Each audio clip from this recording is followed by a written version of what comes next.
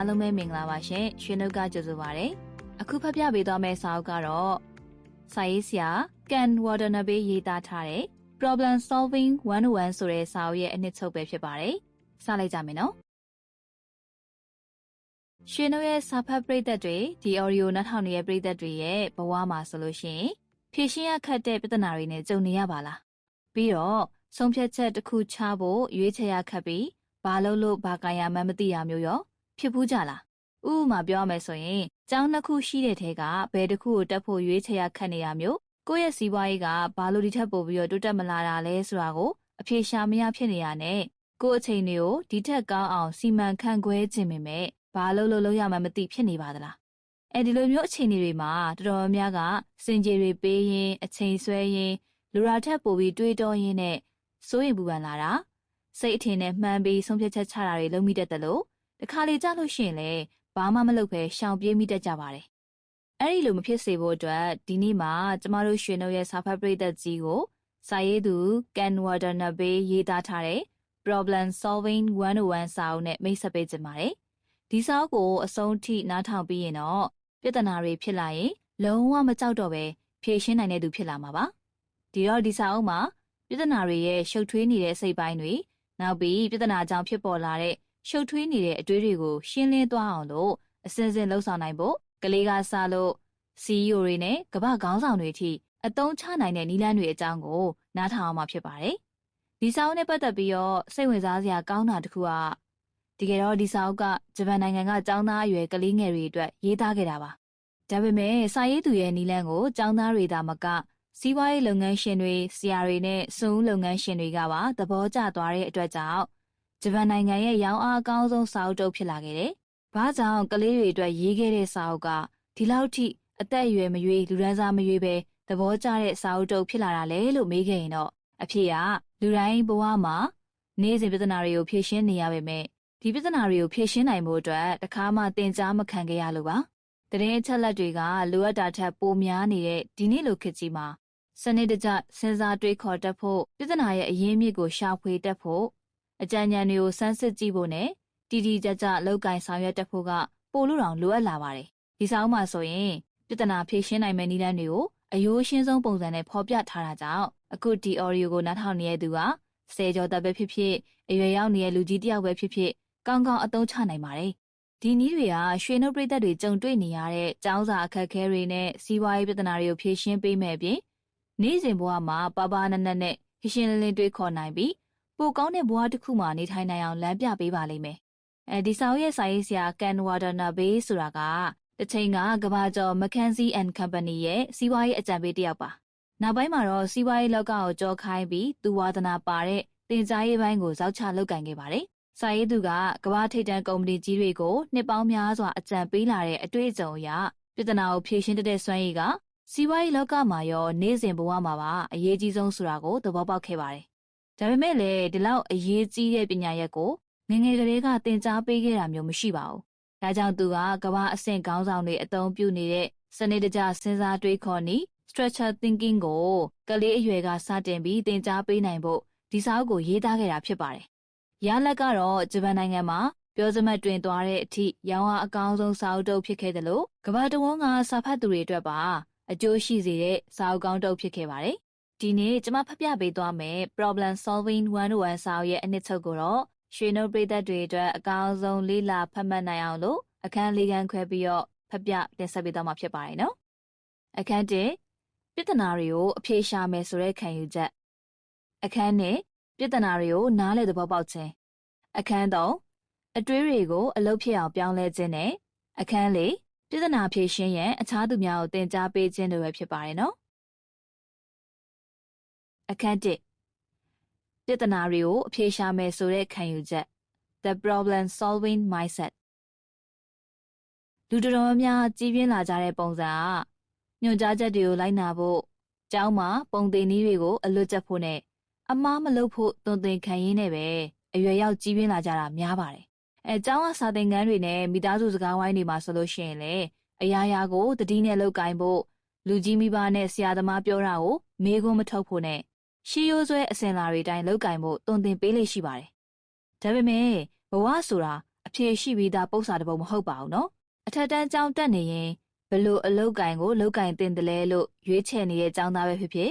စီးပွားရေးလုပ်ငန်းတစ်ခုကိုစလုပ်ဖို့စဉ်းစားနေတဲ့လူလက်ပိုင်းပဲဖြစ်ဖြစ်အလုပ်သမားများစွာနဲ့စီးပွားရေးကိုစီမံခန့်ခွဲနေရတဲ့ဖခင်တယောက်ပဲဖြစ်ဖြစ်အားလုံးကတကယ်လက်တွေ့ဘဝမှာမျှော်လင့်မထားတဲ့ပြဿနာတွေနဲ့နေ့စဉ်ကြုံတွေ့နေရတဲ့သူတွေကြီးပါပဲခြုံပြောရရင်ဘဝဆိုတာပြဿနာတွေအပြည့်နဲ့နေ့စဉ်ထိတွေ့နေရတယ်ဒါပေမဲ့လူအများစုကပြဿနာတွေကိုဘယ်လိုဖြေရှင်းရမလဲလို့သင်ယူခဲ့ရတာမျိုးမရှိရကြောင်းဒီပြဿနာတွေနဲ့နဖူးတွေ့ဒူးတွေ့ရင်ဆိုင်ရတဲ့အခါကြောက်ရွံ့သွားတာမဖြေရှင်းရဲလို့အချိန်ဆွဲတာနဲ့တခြားတယောက်ကဖြေရှင်းပေးရအောင်စောင့်မျှော်နေရမျိုးတွေလုပ်မိကြပါတယ်။ဒါကြောင့်စာရေးသူကဒီစာအုပ်ရဲ့အခန်း1မှာဆိုရင်လူတိုင်းမှာ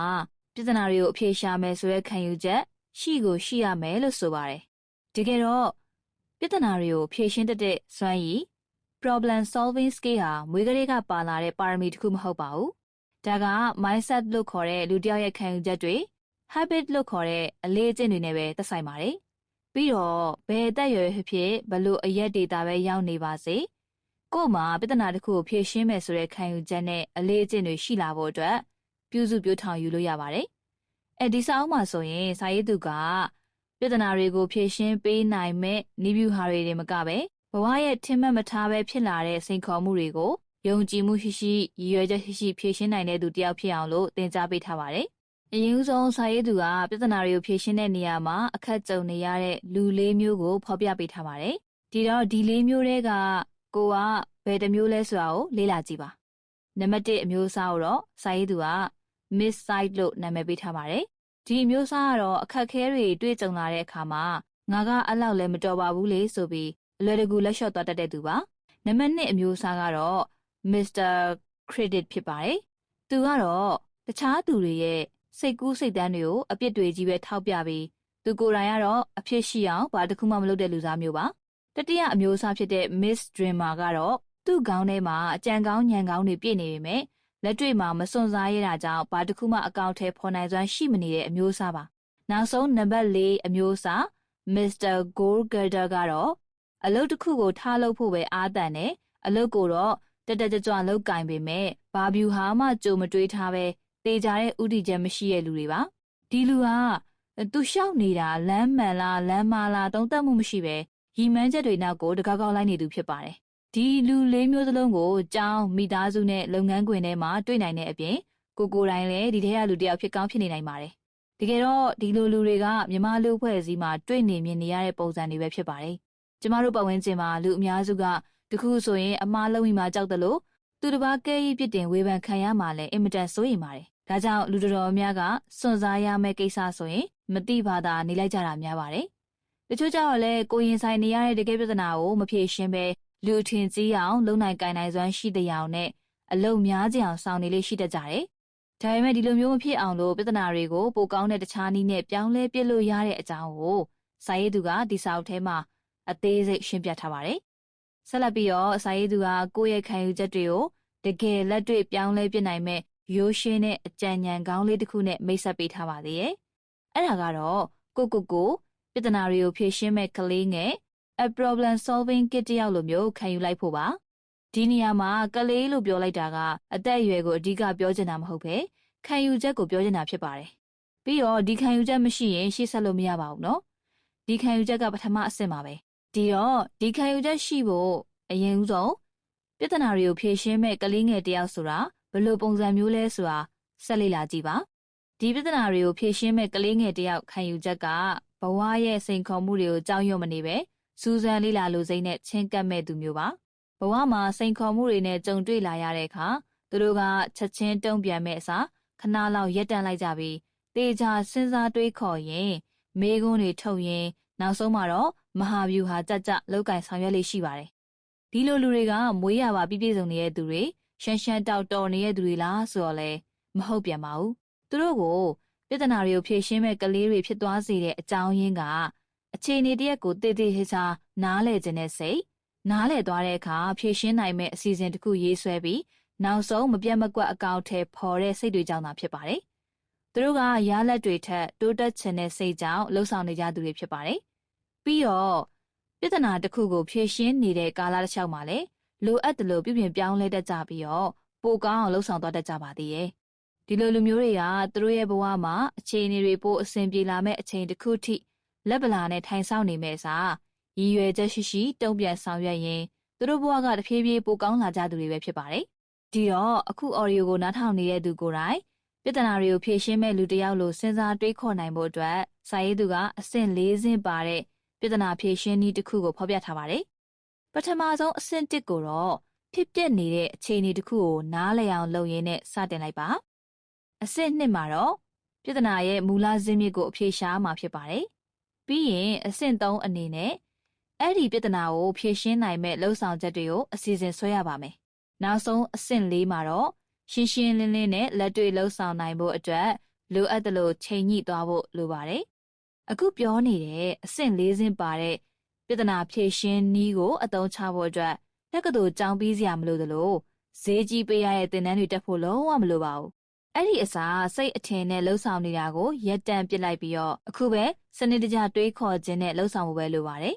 ဒီအဆင့်တွေကိုပိုရှင်းသွားအောင်ဥပမာပေးရမယ်ဆိုရင်တက္ကသိုလ်ကျောင်းသားတစ်ယောက်ကအရေးကြီးတဲ့အတန်းတင်စာမေးပွဲမှာစာမေးပွဲကျသွားတယ်ဆိုပါစို့ကျောင်းသားအများစုကတော့စိတ်ခံစားချက်ကိုလိုက်ပြီး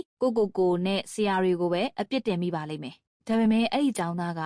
ပြဿနာကိုဖြေရှင်းမဲ့သူဆိုရင်ပထမဆုံးဖြစ်ပျက်နေတဲ့အခြေအနေတစ်ခုကိုနားလည်အောင်လုပ်ရင်စတင်လိုက်ပါလိမ့်မယ်ပြီးရင်ပြဿနာရဲ့အရင်းမြစ်ကိုသိဖို့ကြိုးစားပါလိမ့်မယ်ဒီလိုသိဖို့ဆိုရင်တော့သူ့ကိုယ်သူမေးလိမ့်မယ်ဘယ်ဘာသာရပ်ကစာမေးပွဲကြားတဲ့အထိငါရဲ့အမှတ်တွေကိုနှဲသွားစေရလဲငါစာကိုတသေးချာမလေးလာမိလို့များလားစာမေးပွဲဖြေမဲ့နေ့မတိုင်ခင်ညကကောင်းကောင်းရောက်အိတ်လိုက်ရဲ့လားစာမေးပွဲဖြေရမှာထိရောက်စေမဲ့အစမ်းမေးခွန်းတွေရောဖြေကြည့်မိရဲ့လားစားတဲ့မေးခွန်းတွေကိုထုတ်မိမှာဖြစ်ပါတယ်ဒီလိုမျိုးကိုမေးခွန်းကောင်းကောင်းပြန်မေးတတ်မှပြဿနာရဲ့စစ်မှန်တဲ့အရင်းမြစ်ကိုသိရမယ်ဆိုတာသူသိပါလိမ့်မယ်တတိယအဆင့်အနေနဲ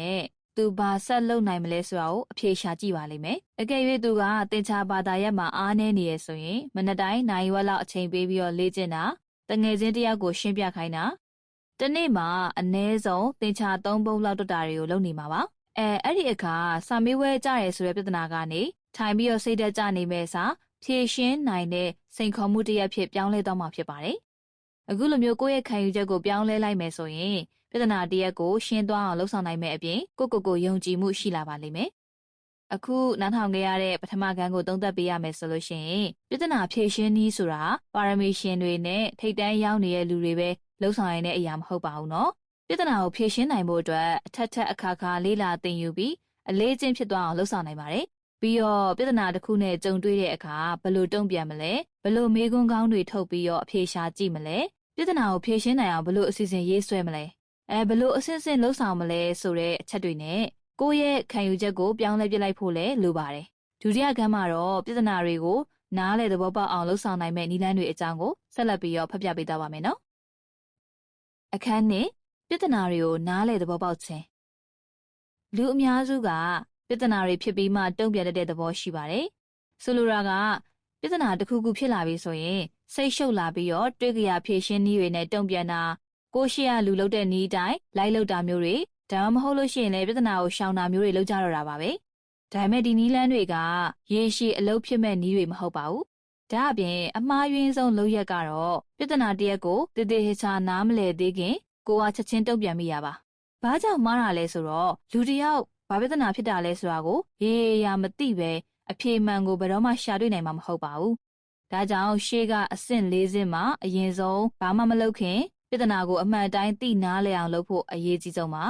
ဒါဆိုရင်ပြဿနာကိုတကယ်နားလည်နိုင်ဖို့အတွက်ဘယ်လိုလုပ်ရမလဲလွယ်ပါတယ်ဒီစာအုပ်ထဲမှာစာရေးသူကအသုံးပြုရမယ့် structure thinking tools စနစ်တကျစဉ်းစားတွေးခေါ်နည်း၃ခုကိုအကြံပြုထားပါတယ်ဒီနည်းတွေကိုသုံးမယ်ဆိုရင်အခုဒီ audio ကိုနားထောင်နေတဲ့သူအနေနဲ့စိတ်အေးလက်အေးနဲ့ရှင်းရှင်းလင်းလင်းတွေးခေါ်နိုင်မယ့်အပြင်ရှုပ်ထွေးနက်နဲတဲ့ပြဿနာတစ်ရပ်ကိုဖြေရှင်းလို့ရတဲ့အစိတ်ပိုင်းလေးတွေဖြစ်သွားအောင်ခွဲခြမ်းစိတ်ဖြာနိုင်သွားမှာပဲဖြစ်ပါတယ်။စာရေးသူအကြံပြုထားတဲ့ပထမဆုံးနည်းလမ်းကိုတော့ logic tree လို့ခေါ်ပါတယ်။ဒီနည်းလမ်းကပြဿနာအကြီးကြီးကိုပြဿနာသေးသေးလေးတွေအဖြစ်နဲ့ခွဲခြမ်းပြီးကြည့်ရင်ဖြေရှင်းလွယ်အောင်လုပ်ပေးမယ့်တွေးခေါ်နည်းတစ်ခုပါ။ဒီနည်းကိုသုံးဖို့အတွက်အရင်ဦးဆုံးရွှေနှုတ်ပရိသတ်တို့ရဲ့စိတ်ထဲမှာတစ်ပင်တစ်ပင်ကိုပုံဖော်ကြည့်လိုက်ပါတစ်ပင်ရဲ့ထိပ်ဆုံးမှာအဓိကပြဿနာကိုချရေးပါပြီးရင်တစ်ကိုင်းတွေပုံဖော်ပြီးတော့ ဘာကြောင့်လဲဆိုတဲ့မေးခွန်းတွေမေးကြည့်ပါဥပမာသင်ကလက်ဖက်ရည်ဆိုင်ဖွင့်ထားပြီးတော့ဆိုင်မှာစားသုံးသူတွေတစ်နေ့ထက်တစ်နေ့ပိုနေလာတဲ့ပြဿနာနဲ့ရင်ဆိုင်နေရတယ်ဆိုပါစို့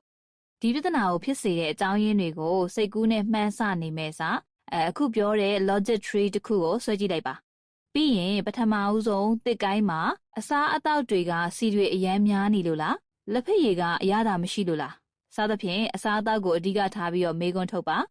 ဒုတိယတစ်ကိုင်းမှာတော့စားသုံးသူတွေကအကြာကြီးစောင့်နေရလို့လားဆိုင်ဝန်ထမ်းတစ်ယောက်ကရိုင်းလို့များလားစသဖြင့်ဝန်ဆောင်မှုနဲ့ပတ်သက်ပြီးတော့မေးခွန်းထုတ်ပါနောက်ထပ်တစ်ကိုင်းမှာပကံခွက်ရောက်တွေကတန်ရှင်းမှုရှိရလားရင်ကောင်းတွေရှိနေရလားစသဖြင့်တန်ရှင်းမှုနဲ့ပတ်သက်ပြီးတော့မေးခွန်းထုတ်ကြည့်ပါနောက်ထပ်တစ်ကိုင်းမှာတစ်ကိုင်းတစ်ခုချင်းစီကပြဿနာကြီးကိုသေးငယ်ပြီးတော့ဖြေရှင်းရလွယ်တဲ့ပြဿနာလေးတွေဖြစ်သွားအောင်လို့ခွဲခြားပေးနေတာတွေ့ရပါလိမ့်မယ်အခုလို logic tree တစ်ခုရေးဆွဲပြီးရဲ့အခါရွှေနှုတ်ပရိသတ်ရဲ့လက်ထဲမှာတစ်ပိုင်းပြီးတစ်ပိုင်းစီစစ်ကြည့်လို့ရမယ့်လမ်းပြမြေပုံတစ်ချက်ရသွားပါပြီဒီနည်းကစားတောက်ဆိုင်မှာစားသုံးသူတွေနဲသွားလို့ပြာရခတ်ပြီးအပြောင်းလဲတွေလုပ်နေရထက်အများကြီးပို့ပြီးတော့ထိရောက်မှုရှိပါတယ်ဘာကြောင့်လဲဆိုတော့တကယ်ဖြစ်နေတဲ့ပြဿနာကိုသိရှိနားလည်ပြီးမှဖြေရှင်းလို့ပါနောက်ထပ်ဒုတိယမြောက်နည်းလမ်းကတော့ပြဿနာတွေကိုဖြေရှင်းနိုင်ဖို့အသုံးပြုတဲ့ yes no tree လို့ခေါ်တဲ့ decision tree ဖြစ်ပါတယ်ဒီနည်းကဆုံးဖြတ်ချက်တွေကိုတစ်ဆင့်ပြီးတစ်ဆင့်မှန်ကန်တဲ့ရွေးချယ်မှုတွေလှုပ်ဆောင်နိုင်စေမယ့်နည်းတစ်ခုပါဒီနည်းကိုသုံးတဲ့အခါပြဿနာတစ်ခုကိုအဖြေရှာနိုင်ဖို့စဉ်းစားတွေးခေါ်တိုင်းနောက်တစ်ဆင့်ကိုရောက်အောင် yes no မေးခွန်းတွေသုံးဖို့လိုပါတယ်ဥပမာကျမကထိုင်းနိုင်ငံမှာပညာသင်ဖို့စိတ်ကူးရှိရဆိုပါတော့ဒါဆိုရင်ပထမအဆုံးအနေနဲ့ငါမှာငွေကြေးအလုံလောက်ရှိရလားလို့မေးခွန်းထုတ်ကြည့်ရပါမယ်မရှိဘူးဆိုရင်ပညာတော်သင်လည်းရှောက်လို့မရနိုင်ဘူးဆိုရင်တစ်နှစ်လောက်ငွေဆိုရင်ရနိုင်မလားလို့ကိုပြန်မေးကြည့်ပါမယ်ငွေကြေးအလုံလောက်ရှိရဆိုရင်အင်္ဂလိပ်စာအရေးချင်းသတ်မှတ်ချက်ပြည့်မီရဲ့လားလို့ထပ်ပြီးတော့မေးခွန်းထုတ်ရပါမယ်ဒီမေးခွန်းတွေကကျမကိုတစ်ဆင့်ပြီးတစ်ဆင့်အေးအေးဟေးဆေးနဲ့ဟင်းရှင်းလင်းလင်းဆုံးဖြတ်ချက်ချနိုင်အောင်လို့ကူညီပေးပါလိမ့်မယ်ပြီးတော့ဒီလိုတစ်ဆင့်ချင်းဖြည့်ရှင်းတဲ့အတွက်စိတ်ခံစားချက်တွေမရှိနေရကြောင်းနောက်တစ်ဆင့်ကိုဘာလုပ်ရမလဲဆိုတာကိုပါဟင်းရှင်းလင်းလင်းသိမြင်သွားမှာဖြစ်ပါတယ်တတိယမြောက်နည်းလမ်းကိုတော့ hypothesis pyramid နည်းလမ်းလို့ခေါ်ပါတယ်ဒီနည်းလမ်းကပြဿနာတွေဖြစ်စေတဲ့အရင်းမြစ်ကိုညံလွှာပြီးလိမ္မာပါးနပ်စွာခန့်မှန်းရတဲ့နည်းလမ်းတစ်ခုပါဆိုလိုတာကပြဿနာတည်းဖြစ်စေတဲ့အရာကိုခန့်မှန်းပြီးတော့ဖြစ်နိုင်ခြေရှိတဲ့အကြောင်းရင်း2ချက်သို့မဟုတ်3ချက်လောက်ရှာဖွေရတာဖြစ်ပါတယ်ဥပမာသင်ကသင်ရဲ့စားတောက်ဆိုင်အတွက် Facebook page တစ်ခုဖွင့်ထားပေမဲ့ဘယ်သူမှမဝယ်ကြဘူးဆိုပါစို့ဒါဆိုရင်ဒီပြဿနာကိုစားသုံးသူတွေကကိုယ့်ရဲ့အစားအသောက်ကိုကောင်းမယ်မထင်လို့ဆိုပြီးခန့်မှန်းလိုက်တယ်ဆိုပါစို့ဒါဆိုရင်ဒီပြဿနာကိုဖြစ်စေတဲ့အကြောင်းရင်းက reviews ဝေဖန်စာတွေမရှိလို့လားအစားအသောက်ဓာတ်ပုံတွေကဝါးနေလို့လားပို့ဆောင်မှု delivery နဲ့ပတ်သက်ပြီးရှင်းရှင်းလင်းလင်းအသိပေးမထားလို့လားစသဖြင့်မေးခွန်းထုတ်ကြည့်လိုက်ပါပြီးရင်တော့ reviews တွေထည့်တာဓာတ်ပုံတွေကိုရုပ်ထွက်ကောင်းအောင်ပြင်ဆင်တာနဲ့ delivery လမ်းကြောင်းချပြတာတွေလုပ်ဆောင်ပါရလဒ်အနေနဲ့ရောင်းအားပိုကောင်းလာတယ်ဆိုရင်ကိုယ်ခန့်မှန်းချက်မှန်တယ်လို့ပြောနိုင်ပါတယ်ရောင်းအားတက်မလာဘူးဆိုရင်တော့နောက်ထပ်ဖြစ်နိုင်ခြေတစ်ခုကိုစဉ်းစားပြီးပြန်ပြီးတော့လှုပ်ဆောင်ကြည့်ရမှာဖြစ်ပါတယ်ဒီနည်းကအချိန်ကုန်သက်သာစေတဲ့အပြင်ကိုယ်စိတ်ကူးတွေကိုတဆင်ချင်းအကောင့်ထဲဖော်နိုင်အောင်ကူညီပေးပါတယ်ဆက်လက်ပြီးတော့ဒီနည်းလမ်း3ခုကိုတကယ်လက်တွေ့ဘဝမှာဘယ်လိုအသုံးချနိုင်မလဲဆိုတာကိုလေ့လာကြည့်ကြရအောင်ဥပမာသင်ကမုတ်လုပ်ငန်းလေးတစ်ခုလုပ်ချင်ပေမဲ့ဘယ်ကနေစလုပ်ရမယ်မသိဘူးဆိုပါစို့ဒီအတွက်အရင်ဦးဆုံး logic tree ဆွဲပြီးတော့ဖောက်တယ်ရဖို့အတားအဆီးဖြစ်နိုင်တာတွေကမုတ်ရဲ့အရာသာလားပို့ဆောင်ပေးမဲ့အချိန်လားဈေးနှုန်းကြောင့်လားထုတ်ပိုးမှုကြောင့်လားစသဖြင့်မေးခွန်းထုတ်ကြည့်ပါပြီးရင် hypothesis pyramid နည်းလမ်းနဲ့စားသုံးသူတွေကိုမုံကိုဝယ်မစားကြတာကတစိမ့်ကိုတသေးချာဖော်ပြမထားလို့များလားဆိုပြီးသူ့နောက်ွယ်အကြောင်းရင်းတွေကိုရှာကြည့်ပါဒီချိန်ထဲမှာပဲ yes no tree decision tree နည်းလမ်းကိုသုံးပြီးတော့ကိုတယောက်တည်းအသေးစားချင်းငွေယူပြီးလုပ်မှာလားဒါမှမဟုတ်တယောက်ယောက်နဲ့ဆက်တူလုပ်မှာလားစသဖြင့်ဆုံးဖြတ်ချက်ချပါဒီနည်းလမ်းတွေကိုအသုံးပြုတဲ့အခါတဖြည်းဖြည်းနဲ့ကိုယ့်ရဲ့အတွေးတွေပိုရှင်းလာသလိုလှုပ်ဆောင်ချက်တွေကလည်းပိုပြီးတော့ထိရောက်လာပါလိမ့်မယ်အခုဖတ်ပြပြီးစီးခဲ့တဲ့ဒုတိယကဏ္ဍကိုပြန်ပြီးတော့သုံးသပ်ရမယ်ဆိုရင်ပြဿနာတွေကိုဖြေရှင်းဖို့အတွက်ပြည့်စုံတဲ့အဖြေတစ်ခုရှိနေဖို့မလိုပဲကိုကမှန်ကန်တဲ့မေးခွန်းတွေကိုမေးတတ်ဖို့ပဲလိုပါတယ်ကို့မှာစနစ်တကျစဉ်းစားတွေးခေါ်နည်းတွေရှိနေတဲ့အခါမှန်ကန်တဲ့မေးခွန်းတွေထုတ်ဖို့ကလည်းမခက်ခဲတော့ပါဘူး ဒီနည်းတွေကိုအသုံးချပြီးရှုပ်ထွေးတဲ့ပြဿနာတစ်ခုကိုဖြေရှင်းနိုင်တဲ့ပြဿနာလေးတွေဖြစ်သွားအောင်လို့ခွဲခြားစိတ်ဖြာနိုင်သွားရင်လိမ္မာပါးနပ်စွာခန့်မှန်းတတ်ပြီးတော့ရှင်းရှင်းလင်းလင်းအစီအစဉ်ရေးဆွဲနိုင်သွားမယ်ဆိုရင်ဘဝမှာဘလို့စိန်ခေါ်မှုမျိုးနဲ့ပဲကြုံရပါစေတည်တည်ငြိမ်ငြိမ်ယုံကြည်မှုရှိရှိရင်ဆိုင်ဖြေရှင်းနိုင်ပါလိမ့်မယ်ပြီးတော့ကိုယ်မှာဘာတွေဖြစ်နေပြဿနာကိုဖြေရှင်းမယ်ဆိုတဲ့ခံယူချက်မျိုးရှိသွားပြီဆိုရင်တော့ဘဝမှာအမှန်တကယ်လွတ်မြောက်မှုကိုရှာတွေ့သွားပါလိမ့်မယ်ဒီပြဿနာဖြေရှင်းမယ်ဆိုတဲ့အတွေးခေါ်ကိုသာပြောင်းလိုက်ရင်ကိုယ့်ရဲ့လုံနိုင်စွမ်းတွေကိုလည်းပြောင်းလဲပြနိုင်ပါတယ်ဒါကြောင့်ဒီစာအုပ်ထဲကနည်းလမ်းတွေကရွှေနှုတ်ပရိသတ်တွေအတွက်ဘဝတစ်စစ်ချိုးပြောင်းလဲသွားစေမဲ့နည်းတွေပဲဖြစ်ပါတယ်ပြီးတော့လူတော်တွေဆိုတာမွေးကလေးကတော်နေရမဟုတ်ပဲတော်နေအောင်လို့လေ့ကျင့်ယူထားတဲ့သူတွေပါဒီလိုလေ့ကျင့်မှုအတွက်အခုပြောတဲ့စနစ်တကျမေးခွန်းမေးခြင်းတွေးခေါ်ခြင်းနဲ့အတူပြဿနာတွေကိုဖြေရှင်းခြင်းနဲ့စတင်နိုင်ပါတယ်ဟုတ်ကဲ့ပါရွှေနှုတ်ပရိသတ်ကြီးရေအခုအခန်း3ကိုမဖတ်ပြပေးခင်မှာကျမတို့ရွှေနှုတ် app ထဲကအစအဆုံးနှထောင်လို့ရတဲ့အတန်ရှည်စာအုပ်ကောင်းတော့ကိုညွှန်ပေးချင်ပါတယ်အခု summary နဲ့လည်းချိတ်ဆက်ပြီးတော့ဖတ်တဲ့စာအုပ်တုံးမို့ပါနော်ဆရာချမ်းမြေဝင်းရဲ့ညာနာမြေပုံဆိုတဲ့စာအုပ်ပါဒီ audio လေးပြီးရနဲ့သွားနှထောင်ကြည့်လိုက်ပါနော်ကဲအခန်း3ကိုဆက်ပြီးတော့နှထောင်ကြမယ်နော်အခန်း3အတွေးတွေကိုအလုပ်ဖြစ်အောင်ပြောင်းလဲခြင်းကျမတို့မြန်မာနိုင်ငံကလူတွေမှာစိတ်ကူးစိတ်တန်းကောင်းတွေအများကြီးရှိကြပါတယ်တချို့ကစီးပွားရေးတစ်ခုလုပ်ချင်ကြတယ်ကျောင်းသားတွေကနိုင်ငံခြားမှာပညာသင်ချင်ကြတယ်လို့အလုပ်လုပ်တဲ့သူတွေကလည်းဝင်ငွေပိုများလာခြင်းကြပါတယ်ဒါပေမဲ့အတွေးတွေကိုတကယ်လက်တွေ့ဖြစ်အောင်ပြောင်းလဲနိုင်ဖို့မလွယ်ကူတဲ့အတွက်သူတို့ရဲ့အိမ်မက်တွေဟာဒိုင်ယာရီစာအုပ်ထဲမှာဒါမှမဟုတ်တငယ်ချင်းမိတ်ဆွေတွေနဲ့ညနေဘက်စကားစမိပြောတာလောက်နဲ့တင်အဆုံးသတ်သွားတော့တာပါပဲပြီးတော့လူအများစုကကိုယ်မှာရှိတဲ့စိတ်ကူးတွေကိုလက်တွေ့အကောင့်ထဲပေါ်နိုင်ဖို့နီးလန်းတွေကိုသင်ယူလေ့လာခဲ့ရတယ်လို့လည်းမရှိပါဘူးဒါကြောင့်ဒီအခန်းမှာစာရေးသူကအတွေးတွေကိုအလုပ်ဖြစ်အောင်ပြောင်းလဲပြနိုင်ဖို့သင်ကြားပေးမှာဖြစ်ပါတယ်အမှန်တိုင်းပြောရမယ်ဆိုလို့ရှိရင်အတွေးတွေကိုလက်တွေ့အကောင့်ထဲပေါ်နိုင်အောင်ကြိုးစားတဲ့နေရာမှာရှေ့မှာပြောတဲ့ဟင်းရှင်းလင်းလင်းတွေးခေါ်တတ်ရုံနဲ့တော့မလုံလောက်ပါဘူးနော်ရှေ့အခန်းမှာလေ့လာခဲ့ရတဲ့စနစ်တကျစဉ်းစားတွေးခေါ်နည်း၃နည်းစလုံးကိုအသုံးချမယ်ဆိုရင်တော့တကယ်လက်တွေ့မလို့မချင်းကိုယ့်ဘဝကပြောင်းလဲသွားမှာမဟုတ်ဘူးလို့ဆိုလိုချင်တာပါပြီးတော့ရှေ့ခန်းမှာအတွေးတွေကိုစနစ်တကျတွေးခေါ်တတ်မှပြဿနာကိုဖြေရှာနိုင်မှာဖြစ်တယ်လို့ဒီအခန်းမှာလက်တွေ့လှုပ်ဆောင်ချက်တွေကိုလည်းကြုံရကြပန်းမလုပ်ပဲစနစ်တကျလုပ်တတ်ဖို့လိုချောင်းကိုလည်းလေ့လာရမှာဖြစ်ပါတယ်အဲ့တော့ပြဿနာတွေကိုအကောင့်ထဲပေါ်တဲ့အဆင့်မှာလက်တွေ့လှုပ်ဆောင်မှုတွေစနစ်တကျဖြစ်ဖို့စာရေးသူကမျှဝေပေးထားတဲ့ပထမဆုံးစည်းမျဉ်းကတော့ add lens adjust ဖြစ်ပါတယ်ဒီနည်းလမ်းကရိုးရှင်းသလောက်ထိရောက်မှုရှိတဲ့နည်းပါလူအများစုကတစ်ခုခုကိုစားလုပ်ဖို့အတွက်အကောင်းဆုံးအစီအစဉ်တစ်ခုရလာတဲ့အထိစောင့်နေတတ်ကြပေမဲ့ပြည့်စုံတဲ့အစီအစဉ်ဆိုတာဘယ်တော့မှရောက်မလာပါဘူးဒါကြောင့် add ဆိုတဲ့အတိုင်းပထမခြေလှမ်းသေးလေးနဲ့ပဲစတင်လိုက်ပါပြီးရင်လုံရင်းနဲ့ဘာတွေဆက်ဖြစ်လာမလဲဆိုတာကို learn လေ့လာပါပြီးရင်တွေးရှိချက်ပေါ်အခြေခံပြီးတော့ adjust ချိန်ညှိတာကိုလုပ်ဆောင်ပါဒီစည်းမျဉ်းကလူတစ်ယောက်ကပြဿနာတွေကိုဖြေရှင်းဖို့စလုပ်တာနဲ့တစ်ချိန်တည်းနဲ့မှန်ကန်ကန်လုပ်နိုင်ဖို့ဆိုတာထက်နောက်ထပ်ခြေလှမ်းတိုင်းကိုပိုကောင်းအောင်လုပ်ဆောင်နိုင်ဖို့ရည်ရွယ်တာဖြစ်ပါတယ်ဥပမာဒီ audio ကိုနားထောင်နေတဲ့သူကလမ်းဘေးမှာအေးဆိုင်လေးဖြော်ရည်ဆိုင်လေးတစ်ခုဖွင့်ကျင်နေဆိုပါစို့ဒါမှမဟုတ်လဲကော်ဖီဆိုင်လေးပေါ့အဲ့ဒီအတွက်လာပေါင်းများစွာအကြံထုတ်ရင်စိတ်ပူနေရင်လေးလာရင်နဲ့အချိန်ကုန်နေမဲ့အစား add land adjust ရဲ့ပထမအဆင့် add လုပ်ဖို့အတွက်စိုင်သေးသေးလေးတစ်ခုနဲ့စလိုက်ပါပြီးရင်ဘယ်အရာသာကိုလူကြိုက်အများဆုံးလဲဘယ်အချိန်မှအယောင်ရဆုံးလဲဘယ်နေရာမှာဆိုရင်ဝယ်ယူသူပိုများမလဲစသဖြင့်လေ့လာရပါမယ်ဒီအချက်တွေကိုလေ့လာပြီးတော့မှကိုပစ္စည်းရောင်းတဲ့အချိန်ရွေးတာအရာသာကိုစားသုံးသူတွေရဲ့အကြိုက်နဲ့ကိုက်ညီအောင်လုပ်တာစိုင်းဘုတ်ထောင်တာစသဖြင့်လိုအပ်တယ်လို့ချိန်ညှိလှုပ်ဆောင်သင့်ပါတယ်အခုလိုမျိုးခံမှန်းချက်နဲ့မဟုတ်ပဲတကယ်လက်တွေ့လုပ်ရက်တွေလေ့လာတွေ့ရှိချက်တွေကနေတဆင့်ဆောင်ရွက်မယ်ဆိုရင်အေးဆိုင်လေးကအာမခံချက်ပိုရှိလာပါလိမ့်မယ်ဆက်လက်ပြီးတော့စာရေးသူကပြဿနာတွေကိုဖြေရှင်းနိုင်သူတယောက်အနေနဲ့ add lens adjust စည်းမျဉ်းတွေကိုလက်တွေ့အကောင့်ထဲပေါ်နိုင်ဖို့အတွက် action plan matrix နည်းလမ်းတစ်ခုနဲ့မိတ်ဆက်ပေးထားပါတယ်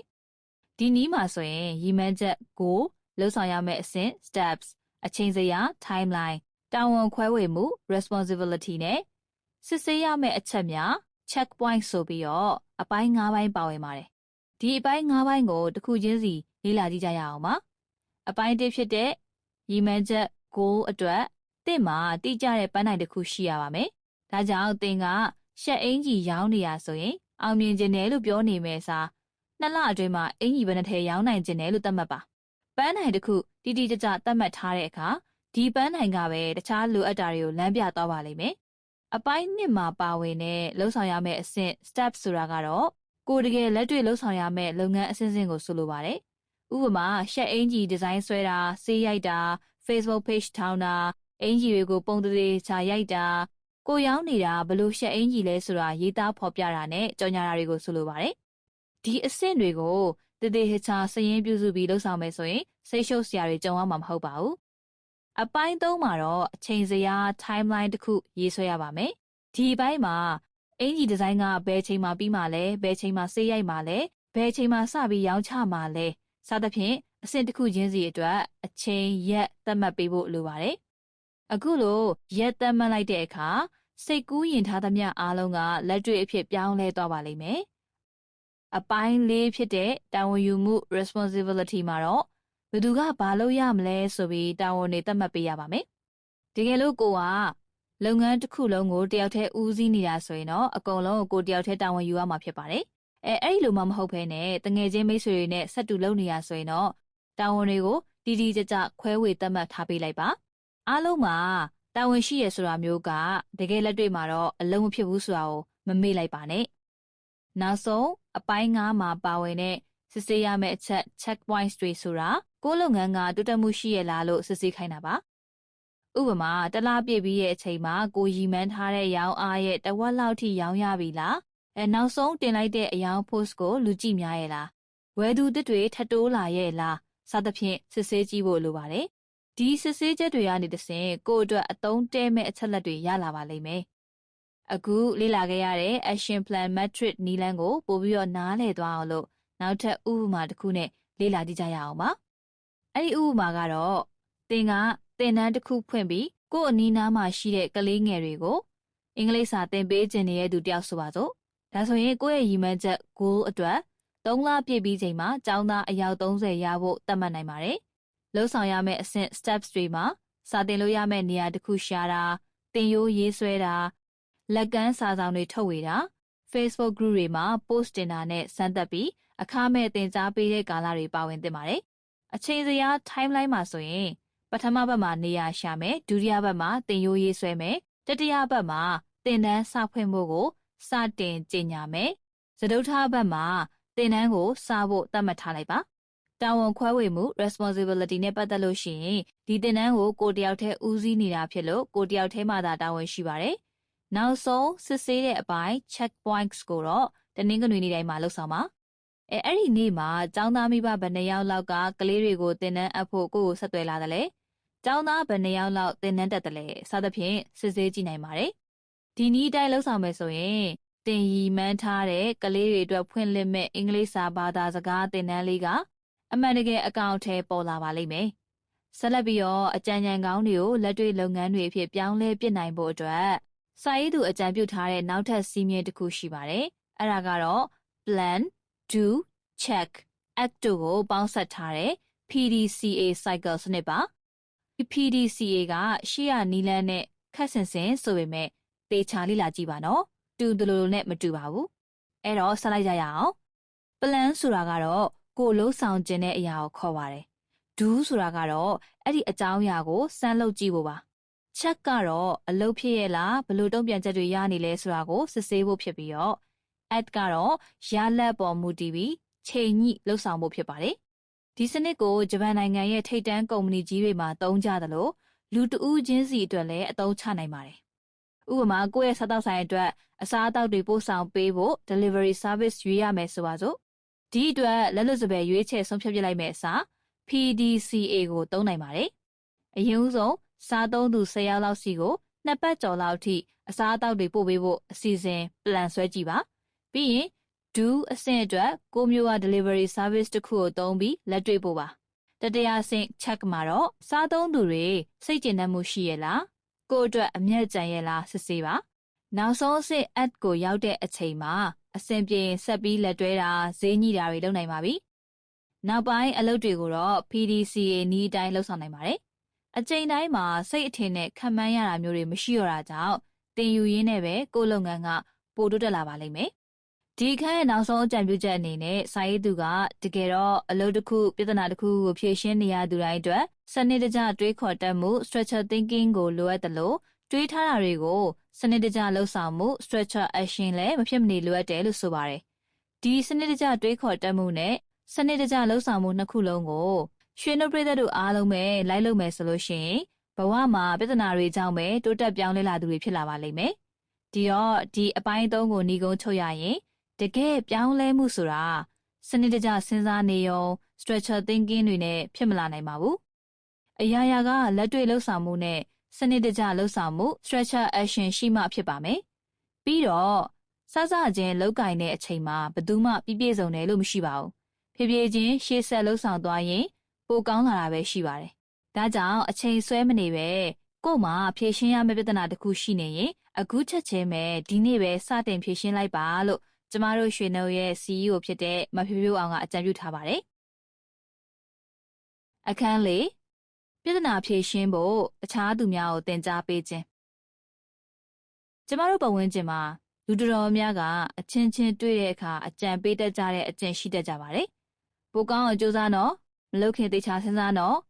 အဲ့ဒါလောက်ပဲအကြံပေးတတ်ကြပါတယ်။တကယ်တော့ဒီလိုအပေါ်ယံတွေထက်အကြံပေးတာတွေကအလုံးမဖြစ်ပါဘူး။ဒါကြောင့်ဒီအပိုင်းလေးမှာတယောက်နဲ့တယောက်ကြုံရအကြံတွေပေးနေမယ်စ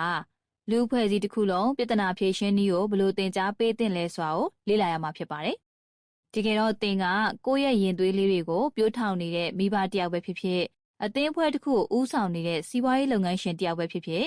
်တခြားသူတွေအတွက်ကိုလုပ်ပေးနိုင်တဲ့အကောင်းဆုံးအရာတစ်ခုရှိပါတယ်။အဲ့ဒါကတော့ပြဿနာဖြေရှင်းတတ်အောင်သင်ကြားပေးတာဖြစ်ပါတယ်။ပြီးတော့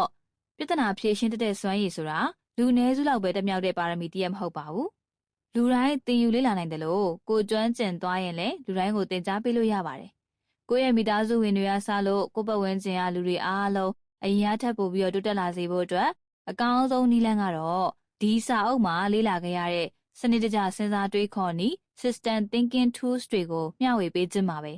။ဒီလိုမျှဝေပေးနိုင်ဖို့ကျွမ်းကျင်ပညာရှင်ကြီးဖြစ်နေဖို့မလိုပါပဲ။ကိုရှေ့မှာတရားရောက်အခက်အခဲဖြစ်နေချိန်မှာချက်ချင်းအဖြေပေးလိုက်မဲ့အစားသူကိုယ်တိုင်ဖြေရှင်းနိုင်အောင်ကူညီပေးခြင်းစိတ်ရှိဖို့ပဲလိုပါတယ်။တကယ်တော့ကျမတို့မြန်မာနိုင်ငံမှာတော့ဟင်းစားတာပေးကွန်ကြက်မပြနဲ့ဆိုတဲ့စကားပုံတစ်ခုရှိပါတယ်။ဒါပေမဲ့ကိုယ်နိုင်ငံသားတွေအားလုံးအတွေးခေါ်ပိုင်းဆိုင်ရာတိုးတက်လာမှတိုင်းပြည်တစ်ခုလုံးတိုးတက်မှာဖြစ်တယ်လို့ဟင်းစားပေးနေမယ်စာကွန်ကြက်ပြပေးလိုက်ဖို့အရေးကြီးပါတယ်။ဒါကြောင့်ပြဿနာဖြေရှင်းဖို့တခြားသူတွေကိုသင်ကြားပေးတဲ့နေရာမှာပထမဆုံးလိုက်နာရမယ့်စီးမြင့်ကလူတစ်ယောက်ကိုဘာလုပ်ပါလို့ပြောမဲ့စာသူကိုယ်တိုင်အဖြေရှာနိုင်အောင်လမ်းပြပေးလိုက်ဖို့ဖြစ်ပါတယ်။ကိုယ့်ကိုတရားရောက်ကပြဿနာတစ်ရပ်နဲ့ပတ်သက်ပြီးမေးလာရင်ချက်ချင်းအဖြေမပေးလိုက်ပါနဲ့။မှန်ကန်တဲ့မေးခွန်းတွေမေးပြီးသူကိုယ်တိုင်အဖြေရှာနိုင်သွားအောင်လမ်းပြပေးလိုက်ပါ။ဒီမေးခွန်းကသူ့ရဲ့အုံနောက်ကိုညံအလင်းပွင့်သွားအောင်ကူညီပေးပါလိမ့်မယ်။အဲ့ဒီအခါသူတို့အနေနဲ့တခြားသူတွေစီကအကူအညီယူဖို့အမြဲစောင့်မျှော်နေတဲ့အကျင့်ကိုကိုယ်တိုင်အဖြေရှာဖို့စူးစမ်းအားထုတ်တဲ့အကျင့်ဖြစ်ပြောင်းလာမှာပါ။ဥပမာသင်ကမိခင်တယောက်ဖြစ်ပြီးတော့သမီးလေးကိုပုံဆွဲဖို့ကူပေးနေရတယ်ဆိုပါစို့အဲ့ဒီအခါဒီလိုဆွဲနော်လို့ပြောမဲ့အစားသမီးကဘယ်လိုပုံဆွဲချင်တာလဲအစင်းစင်ဘယ်လိုဆွဲရင်ရလောက်မလဲစသဖြင့်မေးခွန်းတွေမေးပေးပါသမီးလေးအတွက်အစပိုင်းမှာခက်ခဲကောင်းခက်ခဲနိုင်ရင်ပဲတဖြည်းဖြည်းနဲ့အစီအစဉ်ဆွဲတက်တွေးတက်ခေါ်တက်ဖြစ်လာပြီးတော့သူ့တာဝန်သူယူနိုင်သွားပါလိမ့်မယ်ဒီလိုအလေးကျင့်တွေရတဲ့စဉ်သမီးလေးကိုဖိအားတွေပေးနေစရာမလိုပဲစဉ်းစားတွေးခေါ်တဲ့သူတယောက်ဖြစ်အောင်လို့ပြောထောင်ပေးနိုင်ပါတယ်ဆက်လက်ပြီးတော့စာရေးသူကကိုကဘယ်နေရာမှာပဲရောက်ရောက်လူတိုင်းကိုကိုနဲ့အတူစဉ်းစားတွေးခေါ်တတ်တဲ့ပတ်ဝန်းကျင် thinking culture တစ်ခုဖြစ်အောင်ဖန်တီးဖို့အတွက်အကြံပြုထားပါတယ်စဉ်းစားတွေးခေါ်တတ်တဲ့ပတ်ဝန်းကျင်ဆိုတာကတော့မေးခွန်းတွေထုတ်မယ်ပြီးရင်လေ့လာမယ်မှားကောင်းမှားနိုင်မယ်ဆိုတာကိုလက်ခံတဲ့ပတ်ဝန်းကျင်တစ်ခုပါကျမတို့မြန်မာနိုင်ငံမှာဆိုလို့ရှိရင်လူအများစုကအမှားလုံးမိမှာကိုအင်မတန်ကြောက်ကြပါတယ်ကျောင်းသားတွေဆိုလို့ရှိရင်လည်းညံ့တယ်လို့အထင်ခံမှစိုးရင်ပြီးတော်တန်ရုံဆရာတွေကိုပြန်ပြီးတော့မေးရဲကြပါဘူးအလုပ်ထဲရောက်ပြန်တော့လဲကိုယ့်ရဲ့စိတ်ကူးစိတ်တမ်းတွေကိုထုံမပြောရဲဘူးဒီလိုနဲ့ပဲတီထွင်ဖန်တီးနိုင်စွမ်းတွေနဲ့အဖြေတွေပျောက်ဆုံးသွားပါတော့တယ်ဒါကြောင့်စဉ်းစားတွေးခေါ်တတ်တဲ့လူတွေဖြစ်လာအောင်ပြောထောင်ပေးခြင်းနဲ့ဆိုရင်အမှားလုံးမိတာကတဘာဝပဲလို့နားလည်ပေးရပါမယ်ပြီးတော့တယောက်ယောက်ကအမှားတစ်ခုခုလုံးမိတဲ့အခါမှားသွားလဲဘာမှမဖြစ်ဘူးဒီအမှားကနေဘာသင်ခန်းစာရလိုက်တယ်လဲဆိုတာပိုအရေးကြီးရလို့ပြောပြလိုက်ပါဒီလိုနည်းနဲ့လူတွေကိုရလက်ကောင်းတစ်ခုပေါ်ထွက်လာမှာမဟုတ်ဘဲသူတို့ရဲ့စူးစမ်းအားထုတ်မှုကိုပါအတိမတ်ပြုပေးဖို့လိုပါတယ် ဒါအပြင်စဉ်းစားတွေးခေါ်တတ်တဲ့ပတ်ဝန်းကျင် thinking culture တစ်ခုဖြစ်အောင်ဖန်တီးဖို့အတွက် visual tools လို့ခေါ်တဲ့ logic tree, yes no decision tree နဲ့ action matrix တွေကိုလက်တွေ့အသုံးပြုနိုင်အောင်ပြဿနာတစ်ခုကိုဖြေရှင်းခိုင်းရင်လေ့ကျင့်သင်ကြားပေးရပါမယ်။ဒီနည်းတွေကရိုးရှင်းပေမဲ့ကိုယုံကြည်မှုရှိပြီးတော့အရေးချင်းပြေးဝလာကူညီပေးနိုင်စွမ်းရှိပါတယ်။နောက်ပြီးတော့စဉ်းစားတွေးခေါ်တတ်တဲ့ပတ်ဝန်းကျင်တစ်ခုဖြစ်ဖို့အတွက်ကိုယ့်ရဲ့ခံယူချက် mindset ကိုပြောင်းလဲပြနိုင်ဖို့လိုပါတယ်။သင်ကအကြောင်းသားတစ်ယောက်ဖြစ်နေရင်တော့ငါကတော့အကြောင်းသားပဲရှိသေးရလို့ပြောနေမယ်အစားကိုစဉ်းစားတွေးခေါ်တတ်တဲ့သူတစ်ယောက်လို့ခံယူချက်ပြောင်းလိုက်ပါ။လူငယ်အများစုကငါကတော့မတော်ပါဘူး။ငါဒီပြဿနာတွေကိုဘယ်လိုလုပ်ပြီးတော့ဖြေရှင်းတတ်မှာလဲလို့ပြောတတ်ကြပါတယ်။ဒါပေမဲ့ပြဿနာဖြေရှင်းတဲ့စွမ်းရည်ဆိုတာမွေးကလေးကပါလာတာမျိုးမဟုတ်ပါဘူး။ကိုယ်တိုင်ဖြည်းဖြည်းချင်းနဲ့လေ့လာသင်ယူရတာပါ။တကယ်တော့ကျမတို့အားလုံးလေးစားအားကြနေရတဲ့စီးပွားရေးခေါင်းဆောင်တိုင်းကလည်းသူတို့ဘဝမှာအလုံးမှာကြုံတွေ့ရတဲ့ပြဿနာတွေကိုဖြေရှင်းရင်းဒီစွမ်းရည်တွေကပို့ပြီးတော့ကောင်းလာတာဖြစ်ပါတယ်။ဒါကြောင့်ပြဿနာဖြေရှင်းခြင်းစွမ်းရည်ကိုပိုကောင်းအောင်အမြဲစူးစမ်းမယ်ဆိုတဲ့ mindset ထားရှိပါ။ဒါ့အပြင်ဒီပြဿနာဖြေရှင်းနည်းကိုကိုယ့်တယောက်ကသင်ကြားပေးလာခဲ့ရင်ဒါဟာဟင်းစားပေးုံတမဟုတ်ပဲတဘဝလုံးစာစားနိုင်ဖို့အတွက်ကွန်ချက်ပြနေရဆိုတာကိုသဘောပေါက်ပြီးတော့အလေးထားပါလို့စာရေးသူကဆိုထားပါတယ်။လူတယောက်ကပြဿနာကြီးတွေကိုဖြေရှင်းနိုင်လောက်တဲ့ပြဿနာလေးတွေဖြစ်သွားအောင်လို့ပိုင်းခြားပြနိုင်စွမ်းရှိမယ်။ကိုယ့်ရဲ့စိတ်ကူးတွေကိုစမ်းသပ်လိုစိတ်လည်းရှိမယ်။စမ်းသပ်နေရင်နဲ့လိုအပ်တယ်လို့ပြုပြင်ပြောင်းလဲသွားမယ်ဆိုရင်ဘဝမှာဘလို့အခက်အခဲမျိုးနဲ့ပဲကြုံတွေ့ရပါစေရှင်သန်ရည်တည်နိုင်ပါလိမ့်မယ်။ဒါကြောင့်ပြဿနာဖြေရှင်းတဲ့စွမ်းရည်ကလူတိုင်းမဖြစ်မနေတက်မြောက်ထားရမယ့်စွမ်းရည်တစ်ခုဖြစ်ပါတယ်။ပြီးတော့ပြဿနာဖြေရှင်းတဲ့စွမ်းရည်ဆိုတ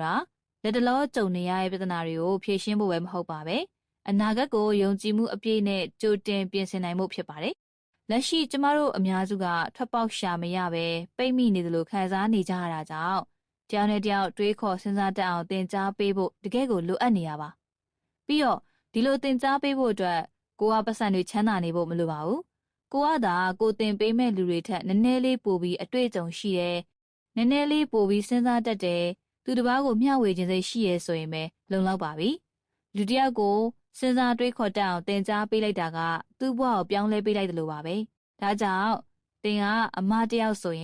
်ဒီရွှေနှုတ်စာအုပ်ထဲကတန်မိုးရှိတဲ့နည်းတွေကိုကိုယ့်ရဲ့မောင်ငယ်ညီမငယ်လေးတွေကိုပြန်ပြီးတော့လက်ဆင့်ကမ်းလိုက်ပါလုပ်ငန်းရှင်ဆိုရင်ကိုယ့်ဝန်ထမ်းကိုလမ်းပြပေးပါတက္ကသိုလ်ကျောင်းသားတစ်ယောက်ဆိုရင်ကိုယ့်ထက်ငယ်တဲ့အထက်တန်းကျောင်းသားတွေကိုမျှဝေပေးပါဘာလို့လဲဆိုတော့လူတစ်ယောက်အတွက်အကောင်းဆုံးလက်ဆောင်ကပတ်စံတွေရွှေတွေငွေတွေလုံးဝမဟုတ်ပါဘူးဒီလူအတွက်ရှင်းရှင်းလင်းလင်းတွေးခေါ်တတ်အောင်သင်ကြားပေးတာကမှတန်ဖိုးရှိရဲ့လက်ဆောင်ပါအလားတူပဲတယောက်ရဲ့ပြဿနာကိုဖြေရှင်းပေးတာကအကောင်းဆုံးပံ့ပိုးမှုမဟုတ်ပဲသူတို့ကိုယ်တိုင်ဖြေရှင်းနိုင်အောင်ကူညီပေးတာကသာစစ်မှန်တဲ့ပံ့ပိုးမှုပါတကယ်တော့နိုင်ငံတနိုင်ငံရဲ့အနာဂတ်ကမျိုးဆက်သစ်တွေပေါ်မှာမူတည်နေရကြောင်းကျမတို့မြန်မာနိုင်ငံမှာလည်းအရည်ချင်းပြေးွားတဲ့မျိုးဆက်သစ်တွေကိုမွေးထုတ်ပေးဖို့မဖြစ်မနေလိုအပ်နေပါတယ်ဒါကြောင့်လက်ရှိလူငယ်တွေကိုပြဿနာဖြေရှင်းတဲ့စွမ်းရည်တွေပြည့်ဝအောင်ပြိုးထောင်ပေးပြီးတော့တကယ်လက်တွေ့လုပ်ရဲကင်ရဲတဲ့သူစဉ်းစားတွေးခေါ်တဲ့သူနဲ့ပြဿနာဖြေရှင်းတဲ့မျိုးဆက်တွေဖြစ်အောင်လို့ပြိုးထောင်ပေးဖို့ကျမတို့ရဲ့ CEO မဖြူဖြူအောင်နဲ့အတူရွှေနှုတ်ဖွဲ့သားတွေကတိုက်တွန်းရင်းနဲ့ဒီစာအုပ်ကိုဆုံးသက်လိုက်ပါတယ်ရှင်။အခုဆိုရင်တော့ Problem Solving 101 စာအုပ်ရဲ့အနှစ်ချုပ်မှတ်စုကိုဖတ်ပြတင်ဆက်လုပ်ပြီးပါပြီ။ဒီစာအုပ်ကိုအခန်း၄ခန်းခွဲပြီးတော့အားလုံးကနားထောင်ခဲ့ရတာပါ။အခန်း၁မှာတော့ပြဿနာတွေကိုအခွင့်အရေးတွေလို့မြင်ပြီးတော့စိတ်ခံစားချက်အတိုင်းတုံ့ပြန်တာတွေလက်လျှော့တာတွေမလုပ်ဘဲအဖြေရအောင်ဖြေရှင်းမယ်ဆိုတဲ့ခံယူချက်မျိုးထားရှိဖို့အတွက်သင်ယူခဲ့ရပါတယ်။ဒုတိယခန်းမှာတော့ပြဿနာတွေကိုရှင်းရှင်းလင်းလင်းနားလည်သဘောပေါက်အောင်လှုပ်ဆောင်တဲ့နေရာမှာလူတိုင်းအသုံးပြုနိုင်တဲ့နည်းလမ်းတွေကိုလေ့လာခဲ့ရပါတယ်။အခန်း၃မှာဆိုရင်အတွေးတွေကိုတကယ်လက်တွေ့အလုပ်ဖြစ်သွားအောင်လို့ပြောင်းလဲတဲ့နေရာမှာအသုံးချရမယ့်စီးမြင့်တွေကိုလေ့လာခဲ့ရပါတယ်။နောက်ဆုံးခန်းစတုတ္ထခန်းမှာတော့ပြဿနာတွေကိုဖြေရှင်းတတ်ဖို့မျိုးဆက်သစ်တွေကိုသင်ကြားပေးတဲ့အကြောင်းရင်းတွေကိုလေ့လာခဲ့ရတာဖြစ်ပါတယ်နော်။ဒီစာအုပ်ကိုနားထောင်ပြီးတဲ့နောက်မှာကျမတို့ရဲ့ရွှေနှုတ်ပရိသတ်တွေအနေနဲ့အတိုင်းဝိုင်းအသက်အရွယ်နဲ့ပညာရည်ချင်းတွေကိုဘေးချိတ်ထားပြီးရှင်းရှင်းလင်းလင်းတွေးခေါ်တတ်တဲ့သူရည်ရွယ်ချက်ရှိရှိလောက်ကင်ဆောင်ရွက်တတ်တဲ့သူနဲ့ပြဿနာတွေကိုဖြေရှင်းတတ်တဲ့သူတယောက်ဖြစ်အောင်ပြောင်းလဲနိုင်ပြီးတော့တခြားသူတွေကိုလည်းစဉ်းစားတွေးခေါ်မျှော်မြင်တတ်တဲ့သူတွေဖြစ်အောင်လမ်းပြပေးနိုင်ပါစေလို့ဆန္ဒပြုချင်ပါတယ်ဒီစာအုပ်အနှစ်ချုပ်ဖြစ်လာဖို့အတွက်ကျမတို့ရွှေနှုတ်အဖွဲ့သားတွေစာရေးသူအဖွဲ့တွေကအချိန်တိုင်း40ကျော်ပေးပြီးတော့ကျမတို့နိုင်ငံကလူကြီးလူငယ်တွေအားလုံးကိုပြ ပြဿနာတွေဖြေရှင်းတတ်တဲ့သူတွေဖြစ်ပြီးကိုယ့်အနာဂတ်ကကိုယ့်လက်ထဲမှာဆိုတဲ့ယုံကြည်မှုမျိုးပေးချင်တာဖြစ်လို့တေချာဖတ်ရှုနားထောင်ပြီးတော့ပြန်လည်မျှဝေပေးဖို့ပြောကြရင်းနဲ့ဒီအနှစ်ချုပ်မှတ်စုကိုရနာလိုက်ပြစေရှင်